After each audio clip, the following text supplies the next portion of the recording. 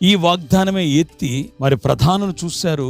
హేరోదు దగ్గరికి జ్ఞానులు వెళ్ళినప్పుడు మరి బెత్లెహేములో ఖచ్చితంగా ప్రభు జన్మిస్తారని. మరి మీకా 5:2 ఏమని రాయబడింది అనేది చిన్న మాట నేను చదివి వినిపిస్తా. బెత్లెహేము ఎఫ్రతా, మీకా 5:2 చదువుతున్నాను. బెత్లెహేము ఎఫ్రతా, యూదా వారి కుటుంబములలో నీవు స్వల్ప గ్రామమైన అయినను నా కొరకు ఇశ్రాయేలును ఏలబోవాడు నీలో నుండి వచ్చును. అంటే ప్రభు బెత్లెహేములో జన్మిస్తాడు అనే మాట రాయబడింది. ఇక్కడ యూదా వారి కుటుంబములలో అంటే నేటి కాలంలో మన కుటుంబాలలో కూడా ఆయన జన్మించాలంటే ఎలా ఉండాలి చూడండి. బెత్లెహేము అనే మాటకు అర్థం ఏంటి అంటే రొట్టెల ఇల్లు. అలాగే ఎఫ్రతా అనేది బెత్లెహేము యొక్క పాత పేరు. ఎఫ్రతా అనే మాటకు అర్థం ఏంటంటే దేవునికి విధేయత కలిగి ఉండుట.